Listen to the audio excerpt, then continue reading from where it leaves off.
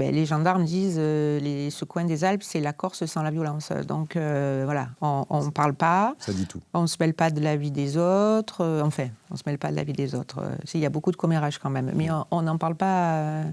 On n'en parle pas en dehors du village. Aux gendarmes. Voilà. Et oui, je veux dire, beaucoup de villageois savaient que Georges José, ce jour-là, n'avait pas joué aux boules.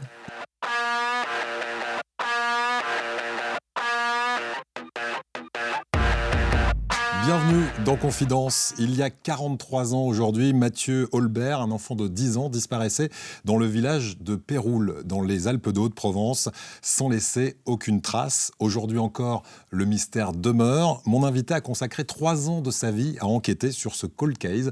Bonjour Laetitia Sariroglou. Bonjour. Merci d'être avec nous. Vous signez ce livre aux éditions Mareuil, Disparu en chemin, l'histoire de ce petit garçon. On va évoquer une des grandes affaires qui vous occupe depuis plusieurs années. Comment vous en êtes venu à vous intéresser à cette affaire ? J'étais alors journaliste à la Provence. Basée à Aix-en-Provence, je couvrais notamment les affaires criminelles et les procès d'assises.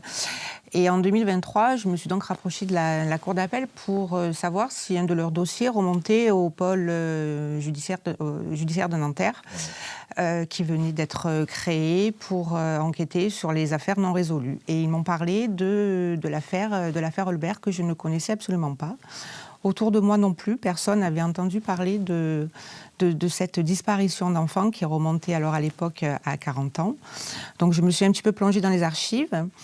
J'ai contacté les parents. À ma grande surprise, ils étaient toujours à Péroul, dans ce petit village des Alpes de Haute-Provence. Ils vous ont dit pourquoi ils étaient restés dans ce village, les parents ? Oui, bien sûr, parce qu'il était hors de question de partir. Ils étaient arrivés ici, dans les Alpes. Ils sont parisiens. Ils sont originaires de Beauvais, dans la région parisienne, dans l'Oise. Ils sont arrivés avec Mathieu. Et il était hors de question de partir sans l'avoir retrouvé. Donc vous allez aller à la rencontre de ses parents parce que la question que vous vous posez, c'est comment des parents peuvent supporter la perte d'un enfant, mais la disparition sans retrouver de corps en fait. On va essayer de comprendre ça, mais juste avant, j'aimerais que vous nous expliquiez qui était Mathieu, cet enfant de 10 ans en 1983, avant qu'il disparaisse le 25 juin. Alors Mathieu, à l'époque de sa disparition, est un enfant de 10 ans. C'est l'enfant unique de Lise et Philippe Holbert. C'est un élève brillant, c'est un enfant curieux qui vit dans ce village. Alors à Péroul, il n'y a pas beaucoup d'enfants de son âge. Ils sont 2.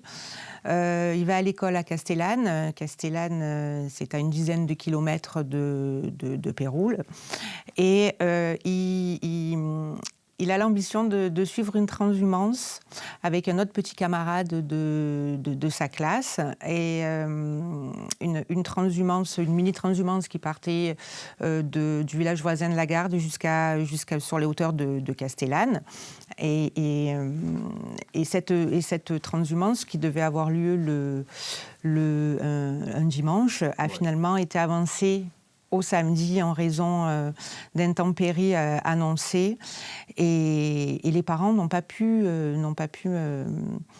conduire Mathieu chez le berger pour le départ de cette transhumance. Donc en fait le berger n'attendait pas forcément Mathieu ce jour-là et c'est là que tout démarre et qu'on perd la trace de Mathieu. Et qu'on perd la trace de Mathieu parce que finalement les parents lui ont donné l'autorisation mais de partir à pied. Donc il avait un itinéraire quand même bien défini, il y avait des consignes très strictes et selon les différents témoins qui ont pu être retrouvés sur son parcours, il disparaît d'une façon extrêmement mystérieuse, à peu près à 750 mètres avant de bifurquer sur le chemin qui menait à la bergerie d'Éricard, le fameux berger chez qui il devait se rendre. C'est là qu'on perd sa trace. On est le 25 juin 1983. Oui. Qu'est-ce qui se passe ? À quel moment on détecte qu'il est absent depuis trop longtemps ? À quel moment les parents s'en inquiètent ? Alors forcément, à l'époque, il n'y avait pas de téléphone portable, hein, il faut se replacer dans le contexte. C'est aussi ce qui m'a intéressée quand j'ai écrit ce livre, me replacer dans le contexte de l'époque, dans les années 80. Donc pas de géolocalisation qu'on pourrait avoir pas de géolocalisation, pas de caméra, pas de téléphone portable. Les parents, évidemment, essaient d'appeler plusieurs fois la bergerie pour savoir si Mathieu est bien arrivé, mais personne ne répond. Donc on ne s'affole pas trop, on se dit, le berger est en train de préparer le troupeau. Puis il ne se passe jamais rien dans ce coin des Alpes. C'est un petit village, on n'est pas dans une grande ville. Tout le monde se connaît, le danger se tient à bonne distance, c'est ce qu'on croit. Et puis effectivement, il ne se passait jamais rien. Donc les parents, eux, qui avaient une autre activité, s'étaient lancés dans l'agriculture, mais c'était le début. Ouais. Donc ils rénovaient en parallèle des habitations au centre du village. Sont partis travailler. Ouais. C'est le soir en rentrant, Mathieu, c'était le berger qui aurait ramené Mathieu de toute façon en début de soirée. Et c'est là qu'on s'aperçoit que Mathieu a disparu parce qu'un habitant du village un certain Georges Logier, vient les voir. Et la première question qu'il leur pose, dès qu'il sort de sa voiture, c'est « Il est où le minot ?» Il pose cette question à qui, Georges Logier ? À Philippe Olbert, et aux parents, et à Lise Olbert. Donc Lise dit, là, ils ont dû rentrer, donc elle rappelle la bergerie de Ricard, et là on lui dit, Mathieu, on ne l'a jamais vu en fait. Donc là, il s'est quand même écoulé près de 5 heures. Ouais. Et 5 heures pour une disparition, c'est très long. C'est très long. Parce qu'il faut savoir que Péroul, donc c'est à une dizaine de kilomètres de Castellane, mais c'est en bordure de la route Napoléon qui va de Juan-les-Pins à Grenoble, et c'est limitrophe de 2 départements, le Var et les Alpes-Maritimes. Donc en 5 heures, on peut tout imaginer. Mais bon, de toute façon, au moment où on s'aperçoit que Mathieu a disparu, c'est évidemment pas le pire des scénarios qui vient en premier lieu. On se dit, il s'est perdu, il s'est fait mal, il a dû prendre un raccourci par la forêt alors que ça lui était totalement interdit. Il s'est peut-être blessé, il attend quelque part, il est tombé dans un trou. Donc, dans un premier temps, le père et ce fameux Georges Logier vont refaire le parcours qui avait été imposé à Mathieu, vont un petit peu chercher par eux-mêmes, et puis finalement, vers 20h, 20h30, ou un petit peu plus tard, ils appellent la gendarmerie de Castellane. Voilà. 43 ans après, on reparle de cette affaire parce qu'elle n'a jamais été refermée, on n'a jamais trouvé de coupable vraiment. Par contre, quand vous ouvrez le dossier, vous, 40 ans plus tard, qu'est-ce qui vous saute aux yeux ? Il y a des incohérences ? Ce qui me saute aux yeux, c'est Alors, encore une fois, j'arrive 40 ans plus tard, et j'ai pu voir le dossier dans son intégralité. Mais ce qui me saute aux yeux, c'est que les premiers enquêteurs sont des gendarmes locaux, qu'on ne saisit pas la section de recherche qui est même plus aguerrie, qui est un peu plus formée à enquêter sur des affaires criminelles. Ouais. C'est d'abord la petite brigade locale de Castellane pendant quelques jours, avec l'appui de la brigade de recherche de Digne qui va enquêter, mais avec les hommes qu'elle a sous la main, c'est-à-dire peu aguerri. Et peu aguerri, puis c'est l'été, certains enquêteurs sont en vacances, il faut à la fois fixer les témoignages, il faut à la fois chercher Mathieu, ils ne peuvent pas démultiplier les hommes qu'ils ont sur la main. Et puis donc là encore on perd du temps ? Là encore on perd du temps, et puis 10 jours après, il y a une information judiciaire pour enlèvement qui est ouverte, on confie ça à la brigade de recherche de Digne qui n'est pas plus formée. Je veux dire, ils n'ont jamais enquêté sur une disparition. C'est leur première disparition. Et une disparition, c'est peut-être l'enquête la plus difficile. On n'a pas de corps, on n'a pas de scène de crime, il n'y a pas de point de départ. Donc, il n'y a pas d'indice, surtout que on ne retrouve rien. Pas une chaussure, pas la gourde, rien du tout. Donc, ça part un petit peu dans toutes les directions. Donc oui, il y a du temps perdu, évidemment. Et puis on ne s'adresse pas forcément aux bons enquêteurs. Alors, on va perdre du temps, mais il y a un nom qui revient dans ce dossier, et vous l'avez prononcé tout à l'heure, c'est Georges Laugier. Vous pouvez nous faire un portrait robot de qui est Georges Laugier, qui va rapidement devenir une personnalité importante dans ce dossier? Alors, Georges Laugier, c'est un habitant du village, c'est même le petit du village, mais il a quasiment une quarantaine d'années à l'époque. Ouais. Il est né à Péroul, il est issu d'une lignée d'agriculteurs. Lui, il ne travaille pas la terre, il n'aime pas ça, il est cuisinier, il est saisonnier. Et quand il revient au village, il n'y a pas trop de jeunes de son âge non plus. Hein. Il a sympathisé avec Lise et Philippe Olbert, qui vient voir de temps en temps pour jouer aux cartes. Sinon, donc c'est un ami de la famille Une connaissance, plus qu'un ami. Okay. C'est pas, plus une connaissance. Sinon, il partage son temps, ses loisirs, il joue pas mal aux boules, ou il va à l'auberge des chasseurs, le seul commerce du village à l'époque. Ouais. Vieux garçon assez oisif, même s'il a c'est un célibataire endurci. Chez lui, il a même le diplôme du célibataire endurci. Donc, c'est un travailleur un peu marginal, qu'on n'a jamais vu, qui aime bien conduire vite. Il vient d'acheter une DS. Il est très fier de sa DS bleu ciel. À l'époque, la DS, on est dans les années 80. C'est une belle voiture. Voilà, donc, on l'appelle Tarzan aussi. Hein, il est surnommé Tarzan. Pourquoi? Parce que c'est l'homme des bois un peu Oui, alors ça c'est peut-être sur le côté un peu péjoratif, c'est lui qui expliquera pourquoi on l'appelle Tarzan, c'est parce que depuis tout petit, il sautait de table en table en faisant le cri de l'homme de la jungle. Voilà, donc du coup, ça lui est resté, il est moustachu, il est un peu trapu, voilà. Mais il est décrit un petit peu comme un marginal. Alors évidemment... Quand les gendarmes arrivent le soir de la disparition de Mathieu chez Lise et Philippe Olbert, lui, il est toujours là. Donc, il va livrer ses premières auditions. Il dit, moi, tout l'après-midi, j'ai joué aux boules au village, au centre du village. Il va le répéter à plusieurs reprises. Parce que sa déesse, elle a quand même été vue aussi plusieurs fois au niveau de la bâtie, hein, de là où habitent Lise et Philippe Olbert.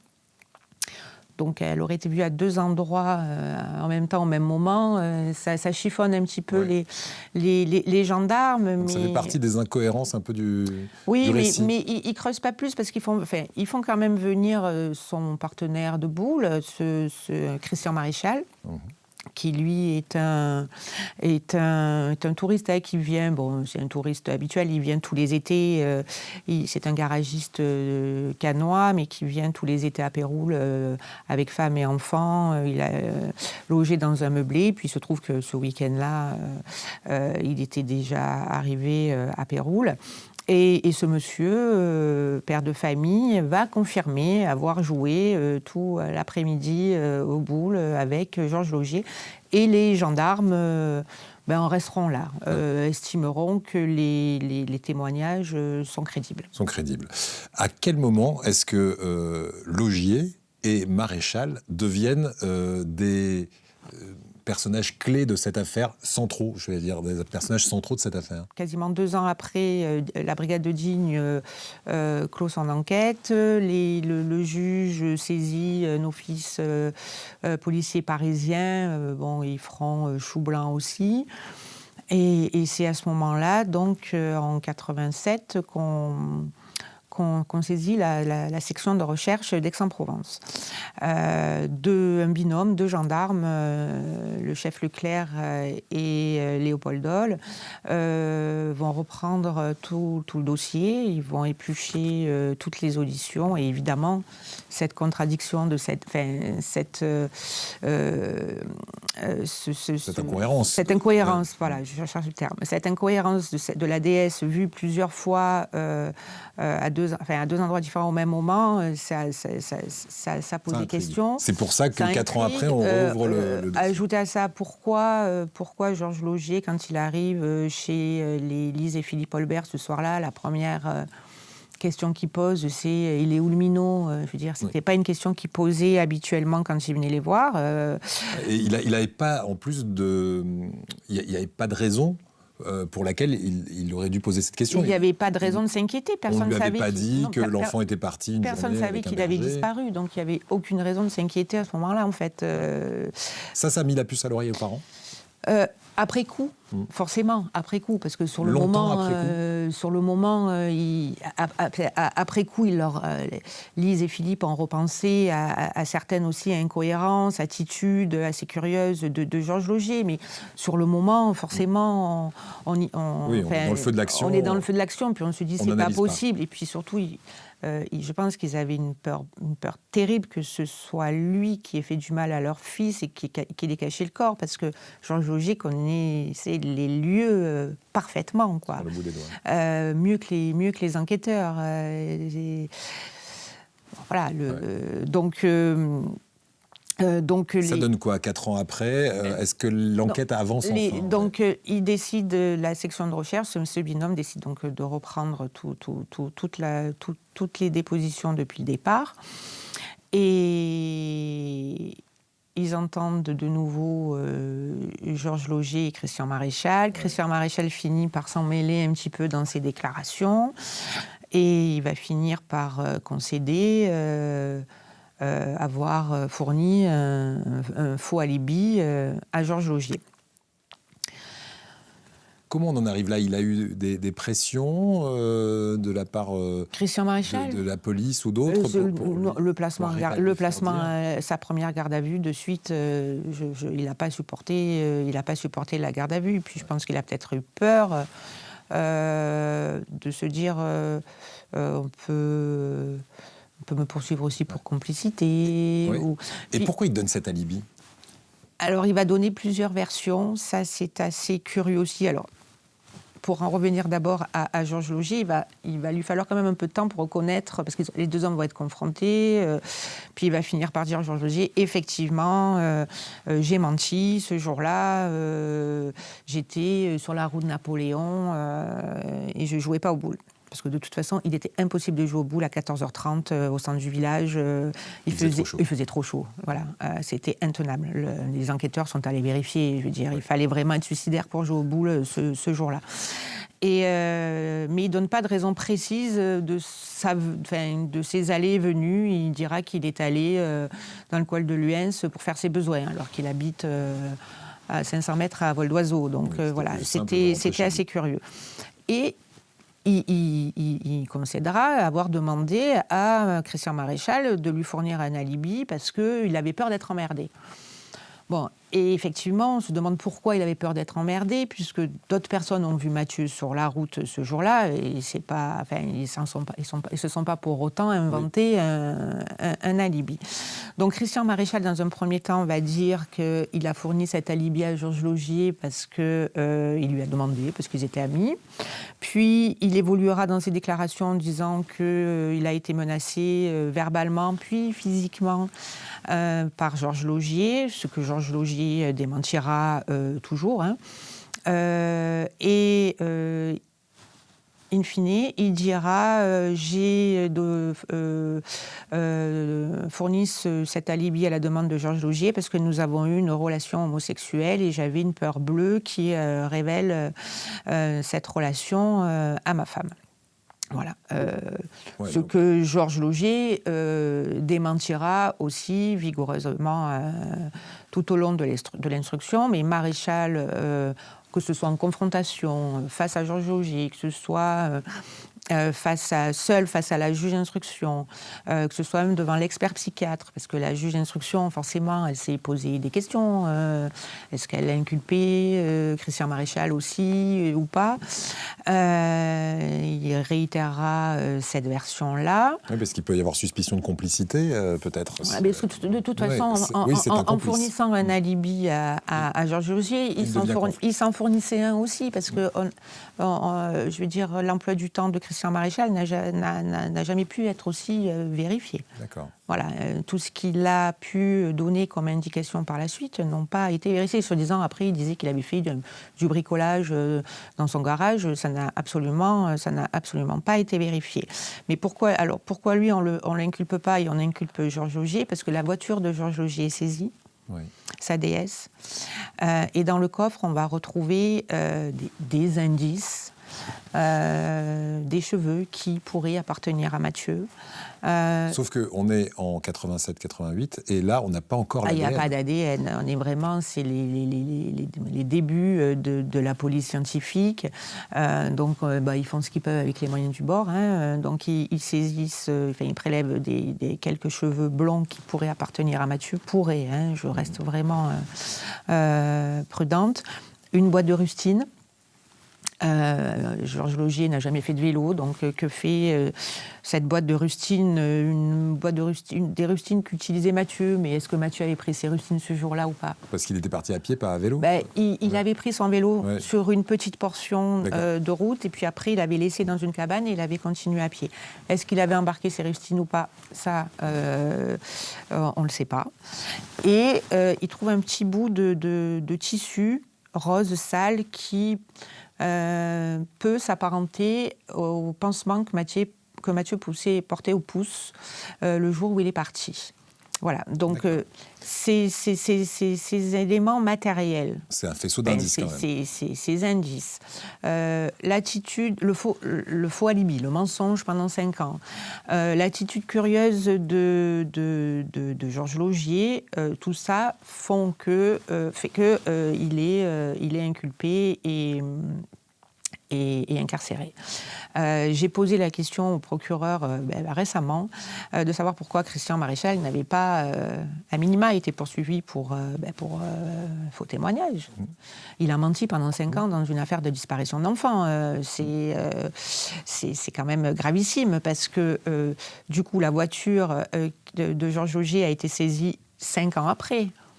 Il n'a pas pu être possible de retracer l'historique de tous les chocs qu'avait reçu cette voiture. Ils étaient trop anciens. Alors que si elle avait été saisie peu après la disparition de Mathieu, dès le début de l'enquête, on aurait pu soit directement mettre Georges Laugier hors de cause, soit trouver peut-être des éléments plus importants pour poursuivre les investigations. Pu heurter l'enfant avec sa voiture. C'est une des possibilités. Ouais. C'est une des possibilités. Alors, l'information judiciaire a été ouverte pour enlèvement d'un mineur de 15 ans, hein, mais après, tout reste ouvert. Ça peut être un homicide involontaire. Ça arrive souvent aussi qu'on déguise un accident. Voilà, on a peur, on prend des mauvaises décisions. Je ne dis pas du tout que c'est ça, hein, mais je dis que ça aurait pu être totalement écarté. Et ça n'a pas pu l'être, puisque 5 ans après, évidemment, la voiture avait d'autres traces, d'autres choses. Les enquêteurs disent il n'y avait pas de traces de freinage, il n'y avait pas de traces de sang. Mais enfin, c'est pas, il n'y a pas toujours de traces de freinage. Si on voit pas l'enfant, il y a des accidents qui se produisent, il n'y a pas forcément de freinage. Il n'y a pas de traces de sang, c'est pas dit que l'enfant est saigné, et qu'il y ait une blessure, ouverte. Une blessure ouverte. Il y a plus, voilà, enfin bon. 9 ans après. Donc on est en 1992, ouais. Ouverture du procès. Là, que se passe-t-il pour Laugier? Il est accusé. Il comparait aux assises, dans les Alpes de Haute-Provence à Digne. Alors, il a été remis en liberté 1 an avant, placé sous contrôle judiciaire. Donc déjà, ça a laissé quand même... ça donnait le ton déjà du procès. On arrive au procès quasiment 9 ans après la disparition. On a un accusé libre. Quand vous dites ça donnait le ton, c'est quoi? Un peu de laxisme aussi? C'est que non, pas vraiment du laxisme, mais on sentait qu'on allait aller certainement vers un acquittement. Il n'y a pas d'aveu, il n'y a toujours pas de corps. Quelques indices quand même. Il y a quelques indices. Donc on a un accusé qui s'est constitué prisonnier la veille, parce qu'à l'époque on se constituait prisonnier la veille, mais bon, qui était libre depuis un an, un homme qui avait pu retourner chez lui. Donc je veux dire, de chez lui à la ferme d'Albert, il doit y avoir peut-être même pas 1 kilomètre. C'était quand même assez tendu. Oui. Comment ils réagissent les parents, vous qui les avez vraiment approchés? La justice, à ce moment-là, elle a quand même pas mal misé sur le sang-froid de Lise et Philippe Olbert. Il y a eu l'affaire Villemain-la-Roche peu de temps avant. Il aurait pu y avoir... Ça aurait pu dégénérer. En règlement de compte. C'était lourd, l'ambiance dans le village à ce moment-là. En parlant de ça, quand on a préparé cette émission, vous m'avez dit il y a une forme d'omerta dans le village autour de la personne de Georges Laugier. Vous avez dit que c'était aussi un peu l'enfant du village, oui. Georges Laugier. C'est-à-dire qu'on ne parle pas, même si on l'a vu, même si on a peut-être un sentiment. Non. Les gendarmes disent ce coin des Alpes, c'est la Corse sans la violence. Donc voilà, on ne parle pas. Ça dit tout. On ne se mêle pas de la vie des autres. On ne se mêle pas de la vie des autres. Il y a beaucoup de commérage quand même. Mais on n'en parle pas. On n'en parle pas en dehors du village. Aux gendarmes. Voilà. Et oui, je veux dire, beaucoup de villageois savaient que Georges Laugier, ce jour-là, n'avait pas joué aux boules. Et personne ne l'a dit. Ils l'ont dit une fois que lui-même a reconnu avoir menti. Donc il inspire un peu la peur auprès des villageois ou c'était vraiment de la solidarité La peur, non, je ne pense pas. C'est que le petit du village, ce n'était pas Mathieu. Mathieu, c'était un étranger. Alors que Georges Laugier, on l'a vu naître, sa mère était morte en couche, donc il a grandi, il a été élevé par ses grands-parents. Donc il y avait de la compassion autour de lui. Oui, et lors de son incarcération, il y a d'ailleurs un comité de soutien qui se crée, il y a une pétition, Lise et Philippe Olbert ne sont même pas tenus informés, enfin c'est assez rude pour eux, encore une fois, sans préjugés. Ce sont les parents, voilà, mais être au courant, oui. Les parias, c'était les Olbert. Et le petit du village, c'était Georges. Et ils disaient, certains, il ne ferait pas de mal à une mouche. Voilà, c'était leur expression, il ne ferait pas de mal à une mouche. Encore une fois, ça peut être quelque chose d'involontaire et qu'on essaie de cacher par la suite. Le procès va se finir par un acquittement ? Alors, un procès assez fou. J'ai couvert quand même beaucoup de procès. Alors évidemment, j'ai pas assisté à celui-là. J'étais toute petite. Mais un procès assez fou. Déjà, 3 jours et demi de débat pour une affaire aussi dense avec, je crois, une quarantaine ou une cinquantaine de témoins. Certains ne viendront pas, on ne va même pas prendre la peine d'aller les chercher, on n'a pas le temps. Un président qui a l'obsession de finir son procès en temps et en heure. En temps et en heure, comme quoi ça n'a pas changé. C'était pas mieux avant, c'était pareil. C'était pas mieux avant, 40 ans plus tard, c'est toujours pareil. Voilà. Un avocat général qui débarque dans l'affaire, il la connaît pas. Et Georges Laugier, flanqué de ses 3 avocats, dont un jeune avocat médiatique, qui commence déjà à être médiatique, Collard, qui va s'emparer du procès et puis le manipuler. Maître Collard, que l'on connaît, qui fait de la politique aujourd'hui, et qui défend à l'époque donc le... Il s'invite, oui, parce que à l'époque, Georges Laugier a un avocat, a 2 avocats basalpins, Maître Bailletti et Maître Magnan, et c'est Maître Collard qui va démarcher pour entrer dans le dossier. Ah oui, c'est lui qui va médiatiser le procès, en fait. Parce que il y a la Mode du Caire, il y a l'affaire de la Mode du Caire en parallèle, dans les Alpes de Haute-Provence, le meurtre et le viol de la petite Céline Jourdan. Donc il y a pas mal de journalistes aussi qui sont dans le coin. Mais Maître Collard va aussi rameuter pas mal de journalistes pour leur dire je vais avoir l'acquittement, c'est sûr, je vais avoir l'acquittement. Qu'il va obtenir. Et ce procès est plein de... Il se passe il se passe quelque chose tous les jours. Déjà, un des directeurs d'enquête, parce qu'il y en a eu plusieurs, le chef Leclerc, qui a été directeur d'enquête une grosse année à la section de recherche, c'est lui qui parvient à mettre au jour le faux alibi avec son binôme Dole. Quand il arrive, il s'étonne que Christian Maréchal ne soit pas dans le box aux côtés de Georges Laugier.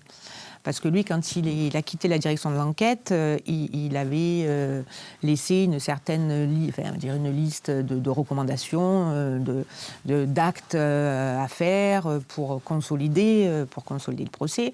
Et quand il relit la procédure qu'il n'avait pas suivi jusqu'au bout parce qu'il était parti, il se rend compte que beaucoup de choses n'ont pas été faites. Donc, déjà, il arrive et une fois qu'il a fini son exposé, donc il s'étonne que Maréchal ne soit pas dans le box aux côtés de Georges Laugier, et il estime que le dossier n'est pas en état d'être jugé.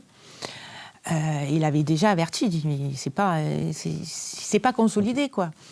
Mais en fait, il fallait que justice passe. Donc déjà. Et on lui demande de rester à disposition de la Cour, donc il va rester tout le reste du temps.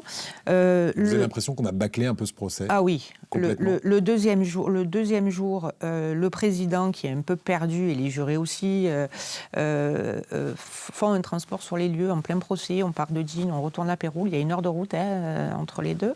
C'est un acte quand même assez rare.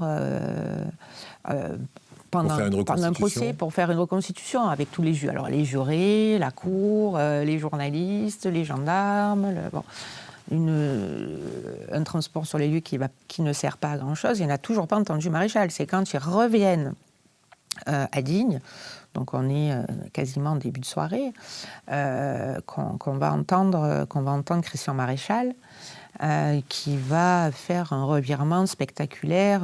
C'est-à-dire ? En disant que il a jamais dit que Georges Laugier en fait ne lui a jamais dit être dans le coup, qu'ils n'ont jamais eu de relation homosexuelle et qu'il a dit ça sous la pression des gendarmes.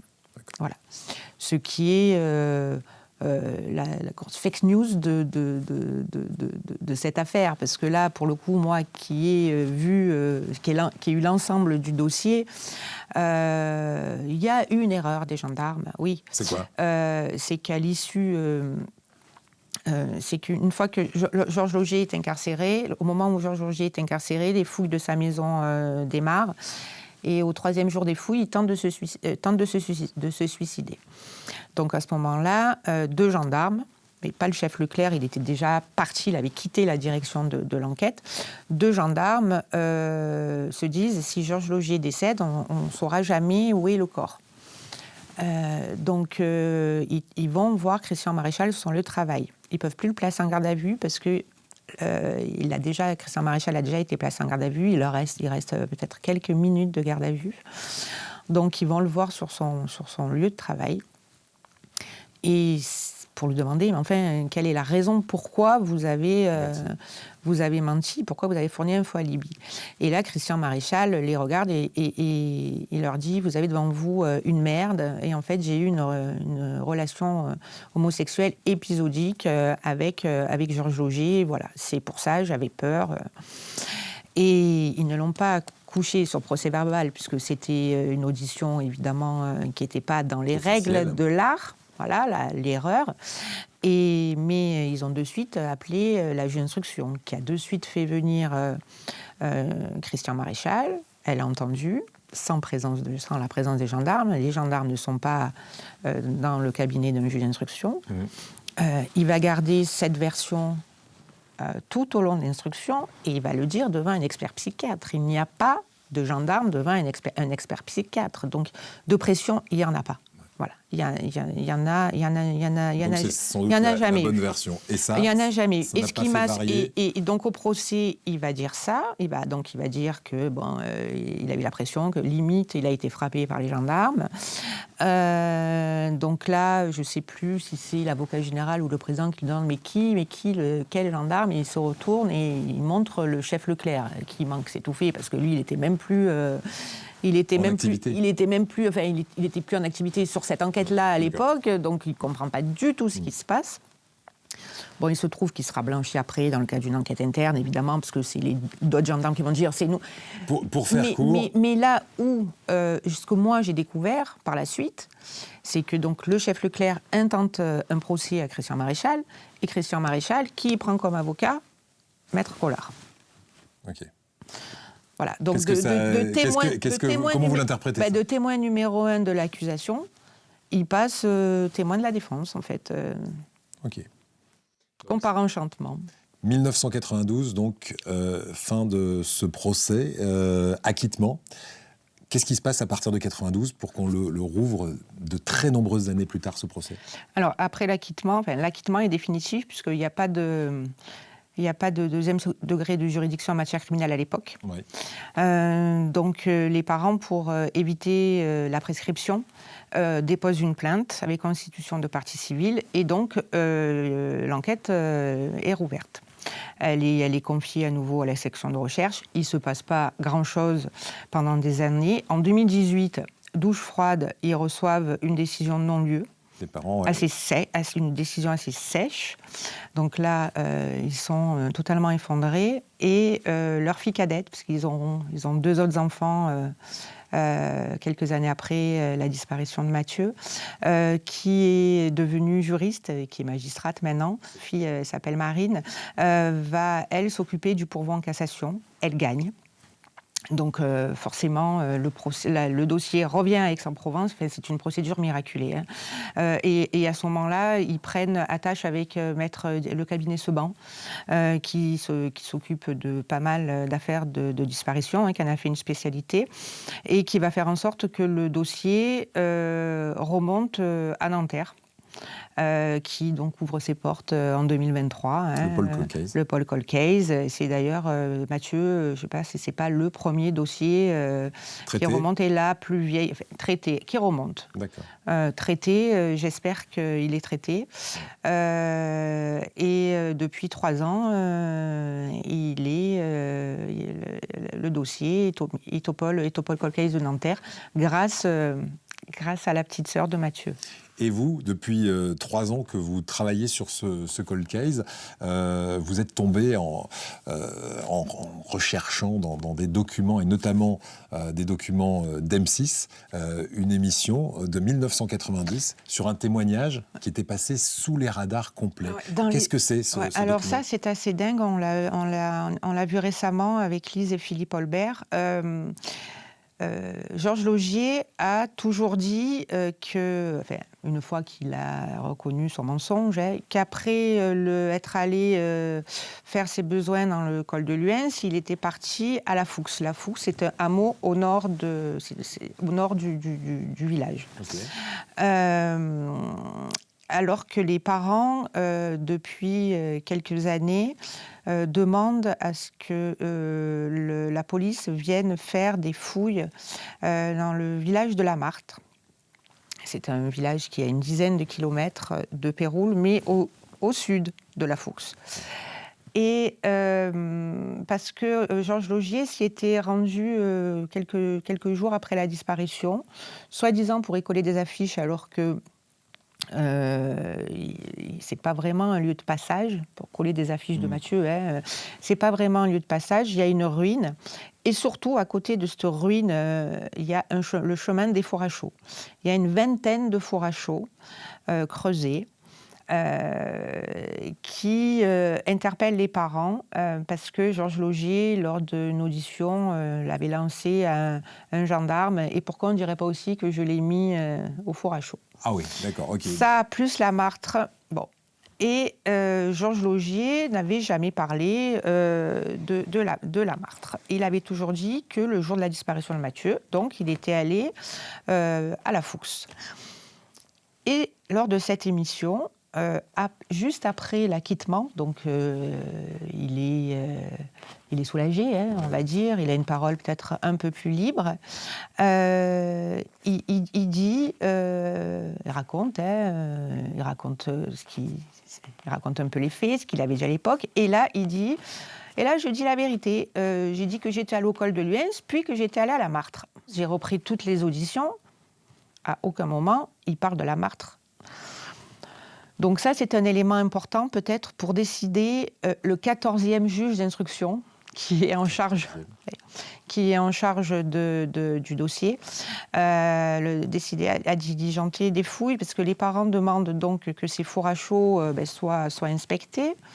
Il y a l'OCRVP, le service enquêteur qui est du pôle Cold Case, qui s'est rendu sur place. Ils ont dit on ne peut pas localiser ces fours à chaud. Bon, c'est entièrement faux, puisque les parents les ont fait localiser par un bureau d'études, et puis ils sont facilement localisables, et certains même sont faciles d'accès. Donc ça, c'est quand même un élément très important. Pourquoi il parle de la martre? S'il ne s'est jamais rendu à la martre, il n'en parle pas, quoi. Voilà.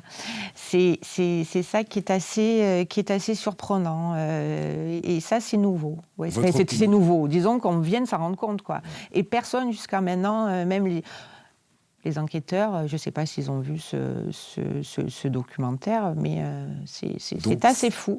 Mais je le développerai. Je le signalais, les parents, je pense qu'ils l'ont signalé à leur avocat, qui se chargera de le signaler au pôle Cold Case, mais je le développerai aussi dans la série documentaire que je fais pour France Télévisions. Voilà, puisque vous travaillez sur cette série, on va y revenir.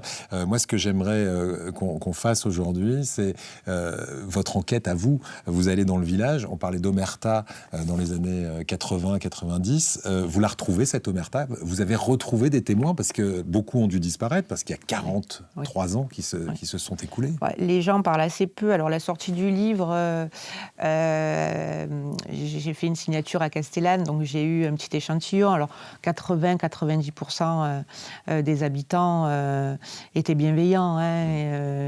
Ils me disaient, c'est bien ce que vous faites, il faut en reparler, il ne faut pas qu'on oublie Mathieu. Mais il y a encore des petites mesquineries du genre, aussi, pourquoi on l'a laissé partir tout seul, cet enfant, sur la route. C'est d'une cruauté sans nom, parce que on va désigner encore les parents comme coupables, comme s'ils n'avaient pas suffisamment de sentiment de culpabilité. Et puis on pense pas à Mathieu, en fait.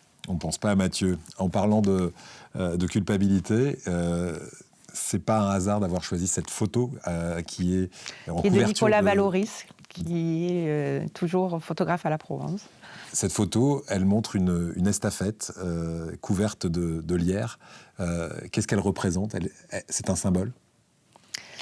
Oui, ce véhicule, Philippe Olbert n'arrive pas à le déplacer parce que c'est le seul véhicule qu'il avait ce jour-là pour aller travailler. Ils n'avaient pas beaucoup d'argent à l'époque.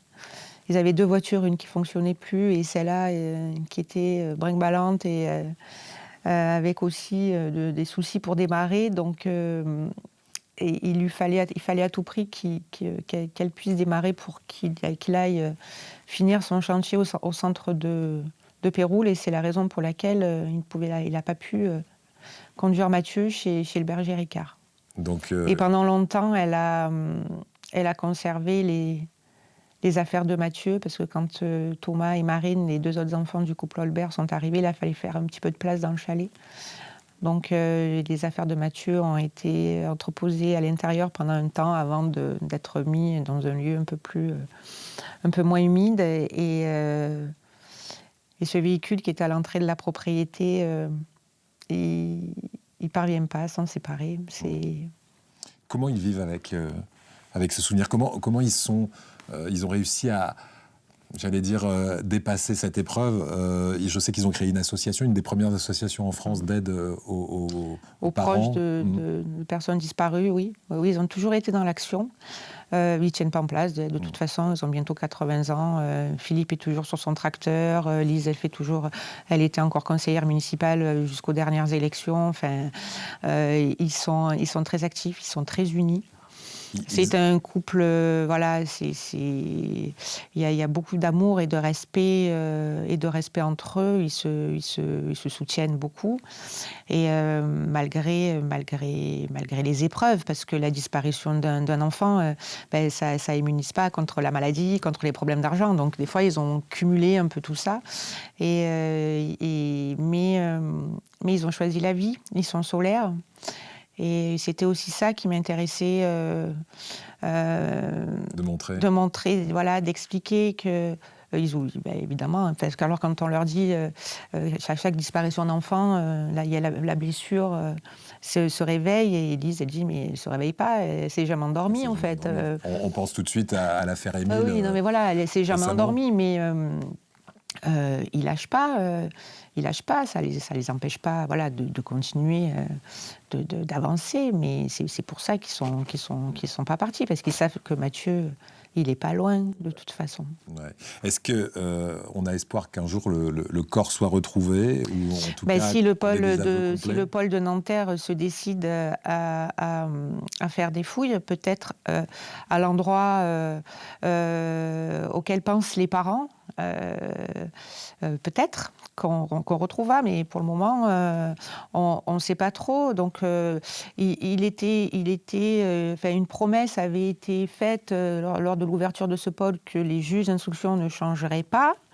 Ils sont déjà à leur deuxième juge, et le deuxième juge, ça fait 1 an à peu près qu'il est arrivé, un an, voire un peu plus.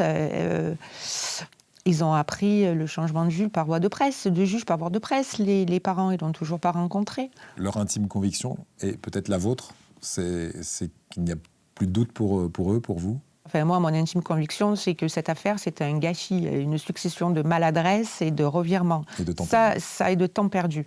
Ça, oui. Après, est-ce que c'est Georges Laugier le coupable? Est-ce que c'est Christian Maréchal? Est-ce que c'est les deux? Est-ce que c'est d'autres personnes? Ça, on le saura un jour. Je peux pas le certifier, mais je pense que et l'un et l'autre n'ont pas tout dit. Malheureusement, aujourd'hui, ils sont décédés. Christian Maréchal est décédé il y a peu. Il a des enfants, je ne sais pas si des habitants. Le pôle Colcaise, ça sert aussi à ça. Des fois, il y a des témoignages tardifs, parce que de toute façon, les parents ne cherchent pas un coupable. Ils ne cherchent plus un coupable. Je ne sais même pas s'ils ont un jour cherché un coupable. Ils cherchent leur fils. Ils cherchent leur fils. C'est insupportable. C'est insupportable pour des parents de ne pas savoir où est son enfant. C'est insupportable. Ils ont eu 2 autres enfants derrière, et on parlait tout à l'heure de Marine, qui est magistrate aujourd'hui. Ils ont été forcément impactés, ces enfants. Vous avez discuté avec l'ensemble de la famille? Moi, elle m'a toujours dit qu'elle n'était pas devenue magistrate par rapport à ça. De toute façon, elle ne fait pas du pénal, c'est du droit administratif, donc ça n'a strictement rien à voir. Mais oui, évidemment qu'ils ont été impactés. Ils ont grandi avec un frère qu'ils n'ont pas connu, le combat de leurs parents. Ils sont aux côtés de leurs parents. Ils se sont d'ailleurs constitués partie civile à leur côté. Et ils seront là quand lisait Philippe Olbert. Vous-même, vous avez voulu être magistrate avant de devenir journaliste. Pourquoi vous avez abandonné cette idée? Pourquoi vous avez choisi journaliste? Je pense que le journalisme me correspondait plus. Liberté de ton, liberté tout court. Voilà. On peut aussi être lanceur d'alerte. Par exemple, cette pépite que vous avez trouvée là sur ce document d'M6 de 1990. Après, il suffit que les enquêteurs regardent un peu certaines émissions. Pour le coup, c'est rien d'exceptionnel. Il suffit de regarder les archives et de relire les dossiers. Je suis pas enquêtrice, je suis journaliste. Voilà, je tiens bien à faire la part des choses. D'ailleurs, on le présente comme un livre enquête, mais pour moi, c'est pas un livre enquête. C'est ni une contre-enquête. J'ai pas cette prétention-là. C'est un récit. Ouais. C'est le récit de tout ce qui s'est passé depuis 43 ans, parce que ça n'avait été jamais fait, parce qu'elle a été saucissonnée, morcelée dans tous les sens, c'est parti un peu dans tous les sens. Donc moi, quand je me suis attaquée à ça, il fallait déjà que je comprenne. Donc j'ai fait des fiches, pour le coup, à la façon d'un enquêteur, mais les journalistes, ils font un peu pareil, on fait des fiches, on recoupe. Et à partir de ça, je me suis aperçue qu'il y avait des choses qui collaient pas. Mais comme il y a eu 4 ou 5 services d'enquête différents, 14 juges d'instruction, des fois, forcément... il y a des infos qui se perdent en chemin. Et vous avez collecté toutes ces infos. Est-ce que, quand on fait ce travail, on arrive à mettre à distance le dossier, où on est forcément impliqué émotionnellement? Est-ce qu'il y a des moments où, en lisant ce dossier, ou en étant en contact avec la famille, les larmes viennent? C'est un boulot émotion aussi?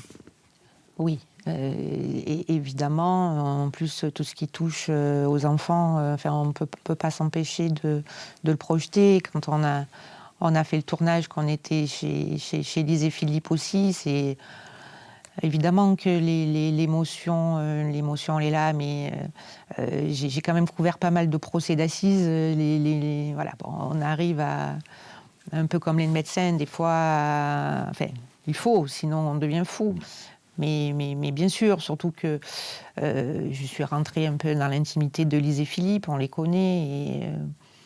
Et ils vous disent merci aussi parfois? Qu'est-ce que vous auriez Oh envie de oui, leur oui, dire oui. là, s'ils regardaient cette émission? Oh j'espère que leur combat n'est pas vain. Et qu'ils vont avoir le soulagement de retrouver du moins la trace de Mathieu, et de se dire que tout ça n'a pas été fait pour rien. Moi, j'ai essayé de les aider à mon modeste niveau. Voilà, et que, moi, je trouve leur courage hors du commun, vraiment. Disparu en chemin, un documentaire à venir sur France.tv. Il est en préparation. Vous savez à peu près quand il sera terminé? Il sera terminé au printemps 2027. Voilà. Le tournage est terminé, il va y avoir le montage dans pas longtemps chez vous. Voilà, on vous tiendra au courant. Disparu en chemin, en tout cas aux éditions Mareuil Éditions, si vous voulez approfondir ce cold case, vieux de 43 ans, l'affaire du petit Mathieu Holbert. Merci beaucoup, Laetitia Sariroglou. Quant à nous, on se retrouve dès la semaine prochaine pour d'autres confidences sur France.tv et sur YouTube. Merci à vous.